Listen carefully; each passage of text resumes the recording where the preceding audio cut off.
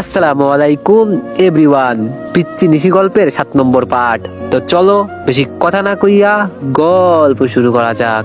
সকালে ঘুমটা একটু দেরিতেই ভাঙলো, কারণ কেউ ডাক দেয়নি। সবাই বিয়ের আয়োজন নিয়ে ব্যস্ত, তেমন কাউকে দাওয়াত করেনি। কাছের কয়েকজন আত্মীয় স্বজনদের নিয়ে ঘরোয়াভাবে বিয়েটা হয়ে গেল। আজকে আমার বাসর রাত। নিশির সাথে অনেক সময় পার করেছি, কিন্তু আজ কেমন যেন আলাদা ফিলিংস কাজ করছে। আজকে কেমন যেন ওর সামনে যেতেও লজ্জা পাচ্ছি। রুমে ঢুকবো কি ঢুকবো না এমন করতে করতে পিছন থেকে দুলাভাই ধাক্কা দিল, আর আমি হুড়মুড় করে রুমে ঢুকে পড়লাম। রুমে দরজাটা লাগিয়ে দিলাম। নিশির দিকে তাকাতেই দেখি ও আজ লাল শাড়িতে লম্বা ঘুমটাটা দিয়ে আমার খাটের মাঝখানে বসে আছে। আস্তে আস্তে আমি খাটের কাছে আসতেই নিশি নিচে নেমে আমার পায়ে হাত দিয়ে সালাম করলো। তারপর বলল, এখন আমার সালামি দাও। আমি বললাম, সালামি তো আনিনি, তবে এই নে তোর দেনমোহরের 2 লক্ষ টাকা। নিশি বলল, নিলাম, কিন্তু এইটা তোমার কাছেই রেখে দাও। আমি বললাম, কখনোই না, এটা তোর টাকা, এটা শুধুই তোর অধিকার। নিশি বলল, আমার সবকিছুই তো তুমি, তাই ওটা তুমি এখন রেখে দাও। আমি বললাম, আচ্ছা ঠিক আছে। নিশি বলল, সালামি কিন্তু পেলাম না। আমি বললাম, আচ্ছা দিতাছি বলেই আমি নিশিকে কোলে নিলাম। তখন নিশি আমাকে বলল, আরে ভাইয়া কি করছো? আমি বললাম, কেন সালামি নিবি না? নিশি বলল, নিব তো। আমি বললাম, তাহলে চুপচাপ থাক। তারপর নিশি চুপ হয়ে গেল। আমি আবার নিশিকে কোলে নিলাম। ও আমার বুকের মধ্যে মাথা লুকালো আর আমাকে জড়িয়ে ধরলো। তারপর আমি রুম থেকে বের হয়ে নিশিকে কোলে নিয়ে উঠানের পাশে একটা দোলনা আছে, ওখানে নিয়ে আসলাম। তারপর কোল থেকে নামিয়ে নিশিকে বললাম, নিশি। নিশি বলল, আমি বললাম, দেখ আজকে আমাদের বাসাটা ছোট্ট বাতিগুলো দিয়ে কি সুন্দর সাজিয়েছে, মনে হচ্ছে একটা রাজ্য। আর সেই রাজ্যের রাজা আমি, আর তুই রানী। নিশি বলল, একদম। আমি বললাম, আজকে পূর্ণ চন্দ্রিমা, আকাশে পুরো চাঁদটাই উঠেছে, দেখ ছোট্ট বাতির আলো আর চাঁদের স্নিগ্ধ আলোয় আমাদের উঠানের এই বাগানটা জান্নাতের টুকরো মনে হচ্ছে, তাই না? নিশি বলল, ভাইয়া, আমার অনেক ভালো লাগছে এখানে। আমি বললাম, তাই আমি আমার রানীর সাথে এই জান্নাতের টুকরায় চন্দ্রবিলাস করব, আর এটাই হলো তোর বাসর ঘরের সালামি। নিশি বলল, ভাইয়া তুমি এত রোমান্টিক, সেই জন্যই তো তোমাকে আমি এত ভালোবাসি। আমি বললাম, সালামিটা কেমন লাগছে সেটা বল। নিশি বলল, আমার অনেক পছন্দ হয়েছে ভাইয়া, আমার পাশে বসো প্লিজ। তারপর আমিও নিশির পাশে দোলনায় বসে পড়লাম। তারপর নিশি বলল, ভাইয়া। আমি বললাম, নিশি বলল, আমার প্রতিটা চন্দ্রবিলাসে তোমাকে আমার পাশে চাই, কি থাকবে তো? আমি বললাম, সব সময় তোর পাশে ছায়া হয়ে থাকবো। তারপর নিশি আমার কাঁধে মাথা রাখলো। কিছুক্ষণ নীরবতা পালন করার পর আমি নিশিকে বললাম, নিশি আজ তুই এত সেজেছিস কেন? নিশি বলল, কেন ভাইয়া, পছন্দ হয়নি? আমি বললাম, আরে পাগলি, এত সুন্দর হইছে যে চাঁদটা তোকে দেখলেও লজ্জায় মুখ লুকাবে।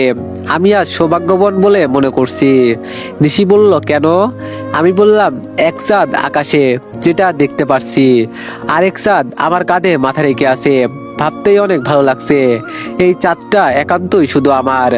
নিশি আমার কথা শুনে কাঁধ থেকে মাথা তুলে আমার বুকে মাথা লুকালো, মনে হচ্ছে লজ্জা পেয়েছে।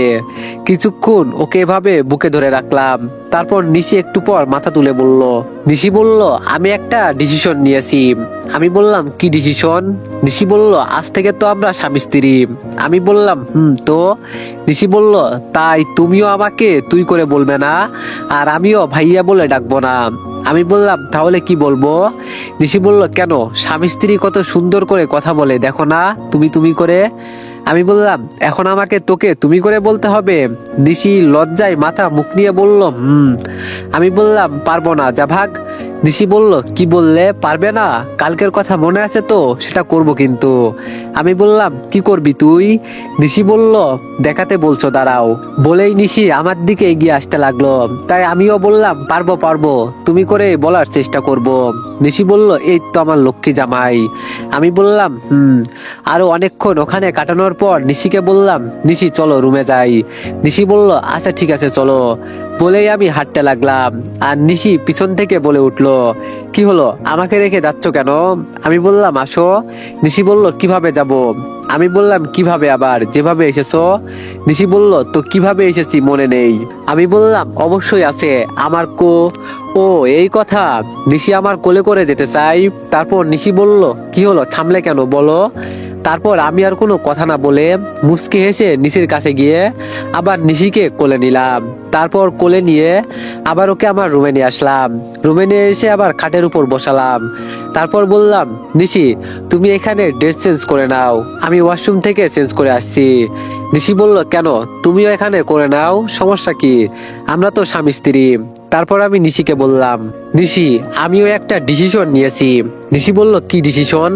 আমি বললাম, তার আগে আমি যেমন তোমার ডিসিশনের কথায় রাজি হয়ে গিয়েছিলাম, তোমাকেও তেমনই আমার ডিসিশনে রাজি থাকতে হবে। নিশি বলল, অবশ্যই থাকবো, কারণ তুমি আমার স্বামী। এখন তুমি যেটাই বলবে সেটা আমার কাছে আদেশে পরিণত হবে, আর সেটা আমাকে মানতেই হবে। আমি বললাম, ধন্যবাদ। নিশি বলল, ডিসিশনটা কি বলো। আমি বললাম, দেখো, তোমার জোরাজোরিতে আমরা বিয়ে করেছি, কিন্তু আমাদের দুজনেরই এখন পড়াশোনা শেষ হয়নি। তাই আমি চাই না আমাদের পড়াশোনা শেষ না হওয়া পর্যন্ত আমরা কোনো শারীরিক সম্পর্কে জড়াতে, কিন্তু দিন শেষে পুরো মানসিক শান্তিটা তোমাকে আমি দিব। আমার কথায় নিশি কিছুটা হয়তো মন খারাপ করেছে, আর করবেই বা না কেন। প্রত্যেকটা মেয়েরই তার বাসর ঘর নিয়ে কত স্বপ্ন দেখে, নিশিও হয়তো দেখেছে। ওর চুপ থাকা দেখে আমি আবার বললাম, কি হলো, কথা বলো, রাজি কিনা। নিশি বলল, ঠিক আছে আমি রাজি, কিন্তু আমার একটা শর্ত আছে। আমি বললাম, কি শর্ত বলো। নিশি বলল, প্রতিদিন রাতে আমি তোমার বুকে মাথা রেখে জড়িয়ে ধরে ঘুমাতে চাই, বলো তুমি রাজি। আমি বললাম, ঠিক আছে আমি রাজি। তারপর নিশিও খুশি হলো আর বলল, ঠিক আছে, তুমি ওয়াশরুম থেকে চেঞ্জ করে আসো, আমি এখানে চেঞ্জ করে নিচ্ছি। তারপর আমি কোনো কথা না বলে ওয়ার্ডরোব থেকে একটা টি শার্ট আর একটা ট্রাউজার বের করে ওয়াশরুমে চলে গেলাম। ড্রেস চেঞ্জ করে বাইরে আসার জন্য নক দিলাম, নিশি আসবো। নিশি বললাম, আসো, আমার চেঞ্জ হয়ে গেছে। আমি বের হয়ে সোজা খাটে শুয়ে পড়লাম। নিশিও আমার পাশে এসে শুয়ে পড়লো। নিশির সাথে আরো কিছুক্ষণ গল্প করে ও আমার বুকের মধ্যে মাথা রেখে আমাকে জড়িয়ে ধরে ঘুমিয়ে পড়লো। আমিও কখন যে ঘুমিয়ে গেছি নিজেও জানি না।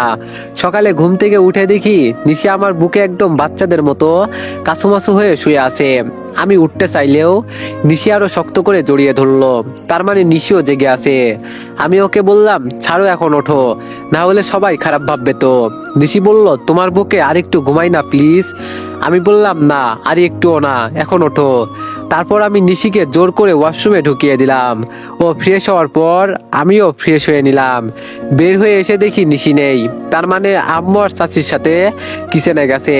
আমিও বাইরে বের হতেই দুলাভাই বলল, কি ব্যাপার শালা বাবু, বাসর রাত কেমন কাটলো। আমি বললাম, কি বলবো দুলাভাই, পুরো হিন্দি সিনেমার মতো।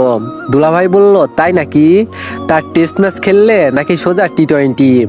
আমি বললাম, সেটা না হয় পরেই বুঝে নিয়েন। বলেই হাসতে হাসতে কিচেনের দিকে আসলাম। দেখলাম আপু, আম্মু, চাচি আর নিশি পিঠা বানাচ্ছে। আমি আম্মুকে মজা করে বললাম, আম্মু, সকাল সকাল আমার বউকে কাজে লাগিয়ে দিলে। আপু বলল, বাবা, একদিনে এরকম বউ পাগল হয়ে গেলি। বলেই সবাই হাসতে লাগলো। আমি সেখান থেকে এক মুহূর্ত না দাঁড়িয়ে জায়গাটা প্রস্থান করলাম। এভাবে আরো 2 দিন আমার ফ্যামিলি আর নতুন বউয়ের সাথে অনেক সুন্দর মুহূর্তগুলো পার করলাম। আজকে আমি আবার ঢাকায় যাব। নিশিকে নিয়ে যেতে চাচ্ছি না, কিন্তু ওর জেদের জন্য ওকেও সাথে করে নিয়ে যেতে হচ্ছে। নিশি একটা কালো বোরকা আর হিজাব পরেছে, আর আমি একটা পাঞ্জাবি। আম্মু আর চাচির থেকে আমরা বিদায় নিলাম। যাওয়ার সময় আম্মু অনেক কান্না করছে।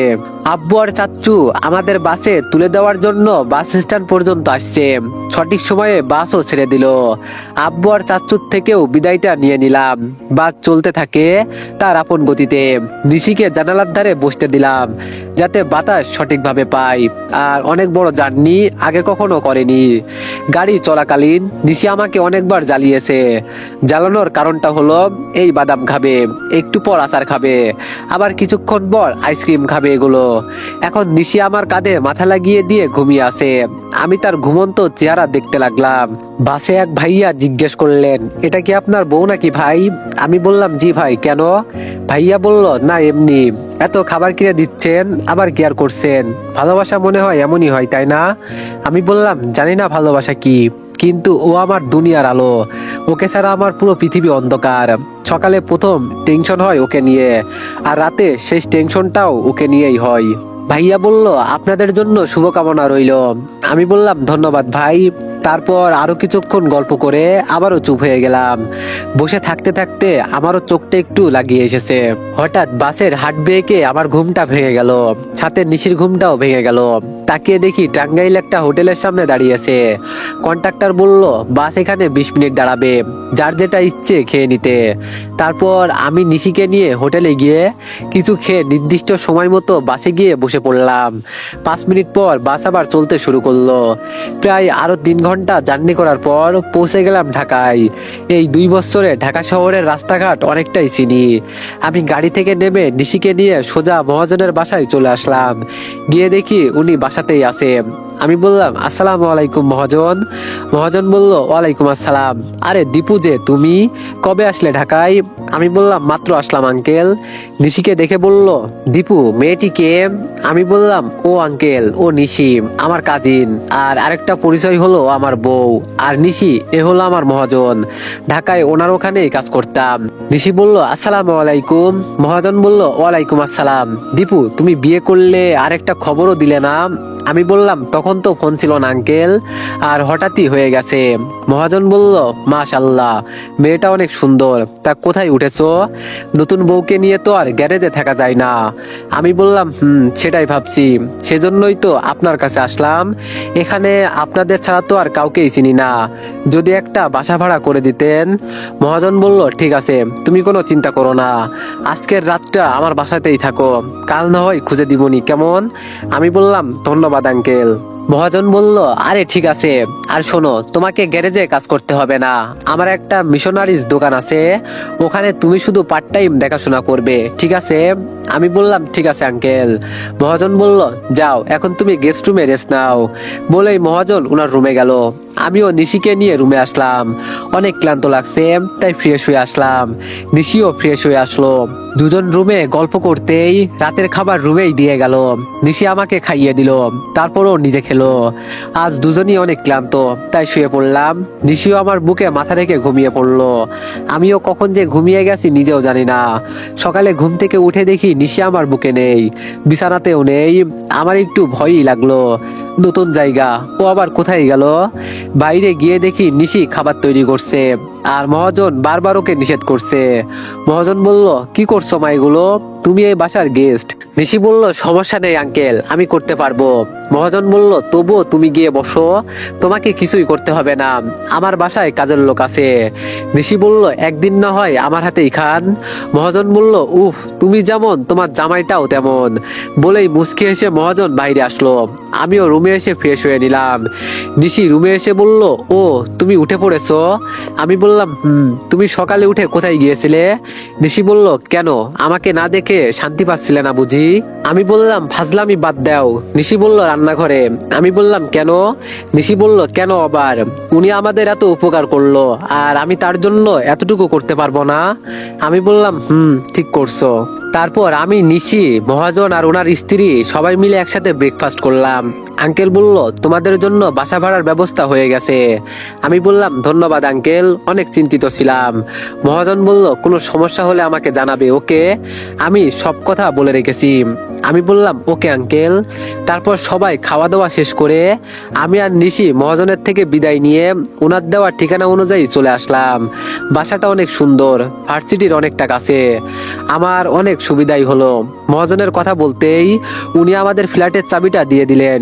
ফ্ল্যাটটা অনেক সুন্দর, আমরা 3 তলায় আছি, 4 তলার পর ছাদ, আর প্রতিটা তলায় বেলকনি। এক কথায় বাসাটা অনেক সুন্দর। নিশিরও বাসাটা অনেক পছন্দ হয়েছে। সেই দিন রুম গোছাতেই চলে গেল, আর ভার্সিটি গেলাম না। রাতের বেলা আব্বুকে ফোন করলাম। আমি বললাম আসসালামু আলাইকুম আব্বু। আব্বু বলল ওয়ালাইকুম আসসালাম, কেমন আছো? আমার নিশি মামুনি কেমন আছে? আমি বললাম আমরা ভালোই আছি। তো পুরো কথা শেষ না করতেই নিশি আমার থেকে ফোন নিয়ে সে কথা বলতে শুরু করলো। নিশি বলল আসসালামু আলাইকুম বড় আব্বু। আব্বু বলল ওয়ালাইকুম আসসালাম মামুনি। নিশি বলল সবাই কেমন আছেন? আব্বু বলল আমরা সবাই ভালো আছি। তোমরা সবাই কেমন আছো? নিশি বলল, আমরাও অনেক ভালো আছি, এখানে খুব ভালো লাগছে বড় আব্বু। আব্বু বলল, তোমরা ভালো থাকলেই আমরা ভালো থাকবো মামুনি। এভাবেই নিশি বাসার সবার সাথে কথা বলল। তারপর ফোনটা আমাকে দিল। আমিও আম্মু সহ সবার সাথেই কথা বললাম। গোছানোর ব্যবস্থায় রাতে কিছুই রান্না করা হয়নি, তাই নিশি বলল, খুব ক্ষুধা লাগছে। আমি বললাম, তুমি দাঁড়াও, দেখি আমি নিচে কোনো খাবার পাই কিনা। নিশি বলল, ওকে। বলেই আমি নিচে আসলাম। বাইরে থেকে 2 প্যাকেট বিরিয়ানি আর নিশির জন্য একটা আইসক্রিম নিয়ে আবার বাসায় চলে আসলাম। কলিং বেল বাজাতেই নিশি দরজা খুলে দিল আর বলল, খাবার আনছো? আমি বললাম, এই নাও। নিশি সাথে আইসক্রিম দেখে বলল, তুমি কি করে বুঝলে আমার আইসক্রিম খেতে মন চাচ্ছে? আমি বললাম, তোমার মনে তো আমি থাকি, তাহলে তো জানবই। নিশি অনেক খুশি হলো। তারপর নিশি আগে আমাকে খাইয়ে দিল, তারপর ও নিজে খেলো। খাওয়া দাওয়া শেষ করে শুয়ে পড়লাম। নিশিও আমার বুকে মাথা রেখে শুয়ে পড়লো। তারপর আমি নিশিকে বললাম, কালকে রেডি থেকো, আমার ভার্সিটির পাশেই একটা কলেজ আছে, ওখানে তোমাকে ভর্তি করিয়ে দিব। নিশি বলল, আচ্ছা ঠিক আছে। তারপর আরো কিছুক্ষণ গল্প করে দুজনেই ঘুমিয়ে গেলাম। খুব সকালে ঘুম ভাঙলো নিশির ভেজা চুলের পানিতে। চোখ মিলে দেখি নিশি গোসল করে এসে চুল আঁচড়াচ্ছে আর পানিগুলো আমার মুখে এসে পড়ছে। আজকে এই অবস্থায় নিশিকে অনেক বেশি সুন্দর লাগছে। নিশির এই রূপ আগে কখনো দেখিনি। আমার তাকিয়ে থাকা দেখে নিশি বলল, এভাবে তাকিয়ে আছো কেন? আমি বললাম, আমি আমার বউকে দেখছি, তাতে কার কি? নিশি বলল, তাই নাকি? আমি বললাম, এখন চুপ করো আর আমাকে দেখতে দাও। নিশি বলল, অনেক দেখা হয়েছে আমার রোমান্টিক জামাই, এখন আপনিও যান গোসল করে আসেন, আমাকে ভর্তি করতে নিয়ে যাবেন না? আমি বললাম, আর একটু দেখি না প্লিজ। নিশি বলল, আর একটুও না। বলে নিশি আমাকে টানতে টানতে ওয়াশরুমে নিয়ে গেল। তারপর ভিতরে ঢুকিয়ে দিয়ে দরজা লাগিয়ে দিল। তারপর বাইরে থেকে মুচকি হাসলো। আমিও যথারীতি গোসল করে রেডি হয়ে নিলাম। এর মধ্যেই নিশি সকালের খাবার তৈরি করে নিয়েছে। তারপর দুজন মিলে খেয়ে নিশিকে কলেজে নিয়ে গেলাম। কলেজটা অনেক সুন্দর, আমার সাথে নিশিরও অনেক পছন্দ হয়েছে। কলেজের প্রিন্সিপালের সাথে কথা বলে ভর্তির কাজকর্ম করলাম। কাল থেকে নিশি ক্লাস করতে পারবে। ওকে ভর্তি করিয়ে দিয়ে আমি ভার্সিটি যেতে চাইলাম, কিন্তু নিশি যেতে দিল না। তাই ওকে বললাম, চলো তোমাকে একটা জায়গায় নিয়ে যাব, যাবে?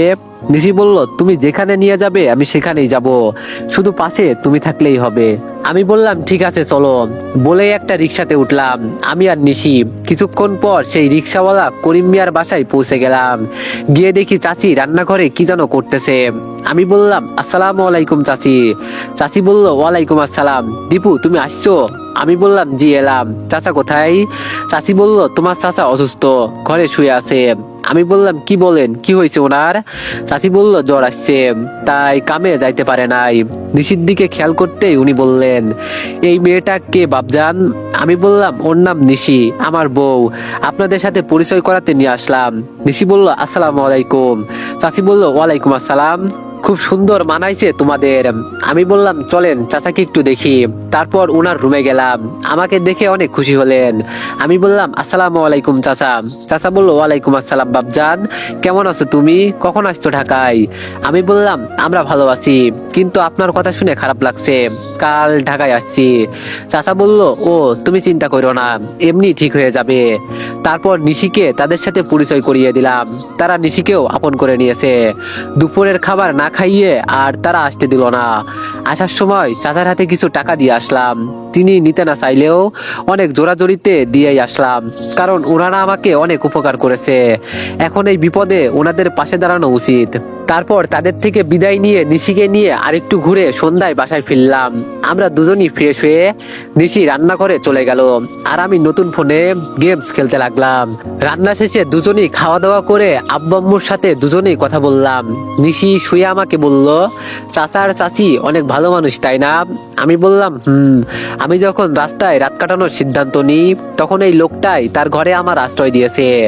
গরিব হলেও মনটা অনেক বড়, আর অনেক বড় লোক আছে যে গরিবদের ভুলেও চোখ দেয় না, মন বলতে কিছুই নেই। নিশি বলল, ঠিক বলছো, ওনাকে আমার অনেক ভালো লাগছে, আবার একদিন নিয়ে যেও।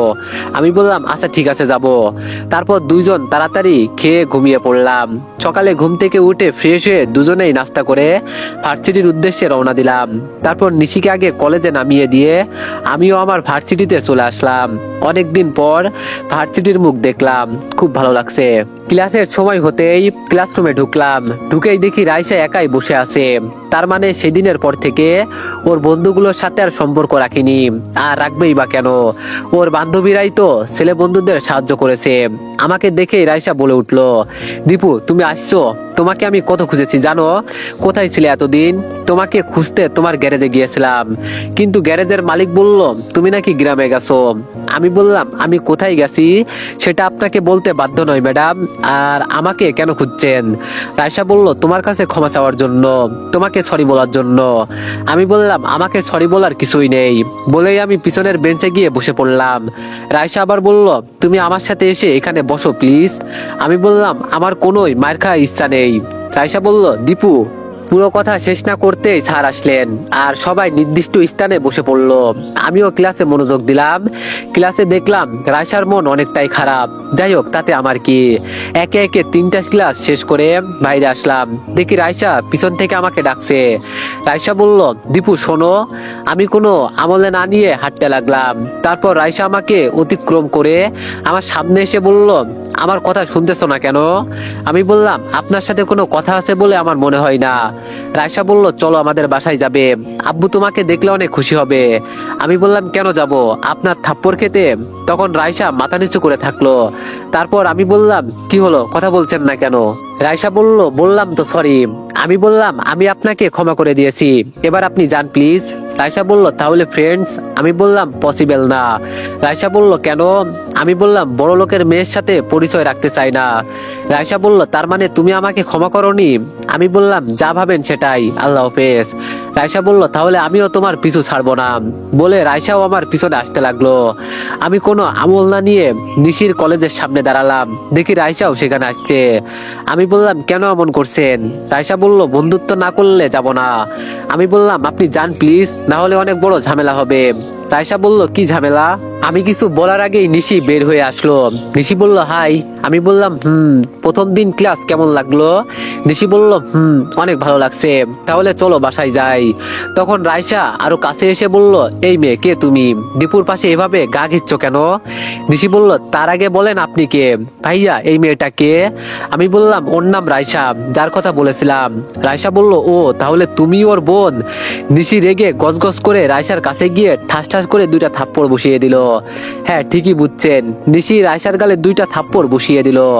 আমি হা করে তাকিয়ে আছি ওর এই আচরণ দেখে। রাইসা গালে হাত দিয়ে চুপচাপ দাঁড়িয়ে আছে। আমি কি করব বুঝতে পারছি না, হাসবো নাকি কাঁদবো সেটাও বুঝতে পারছি না। তারপর নিশি বলতে লাগলো তোর 2টা ভুলের কারণে 2টা থাপ্পড় মারছি। কারণ নাম্বার 1 তুই আমাকে দীপুর বোন বলছিস, আর তোর দ্বিতীয় ভুল তুই দীপু ভাইয়াকে অনেক কষ্ট দিয়েছিস। তোর বাসায় থাকতো বলে ওকে চোরের অপবাদ দিয়ে বের করে দিয়েছিস। তোর জন্য আমিও 2 বছর কষ্ট পেয়েছি। রাইসা বলল তাহলে কে তুমি? নিশি বলল আমি দীপুর একমাত্র বউ। রাইসা বলল কি? নিশি বলল ঠিকই শুনেছিস। ভাইয়া চলো এখান থেকে, এই ফালতুর সাথে এখানে থাকার কোনো ইচ্ছেই নেই। বলেই নিশি আমার হাত ধরে চলে যেতে লাগলো।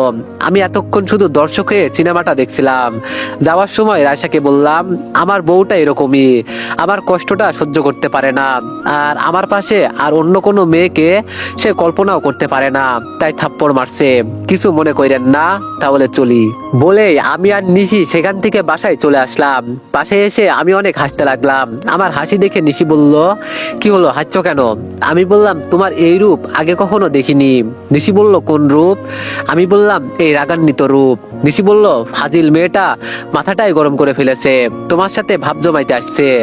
আমি বললাম ওর থাপ্পড়টা পাওনা ছিল। নিশি বলল বাদ দাও ওর কথা। আমি বললাম আমরা ফ্রেশ হয়ে দুপুরের খাবার খেয়ে নিলাম। তারপর বিশ্রাম নিয়ে বিকেলে নিশিকে নিয়ে ঘুরতে গেলাম। রাতে বাইরে খেয়ে বাসায় ফিরলাম। তারপর এসে ফ্রেশ হয়ে শুয়ে আসি।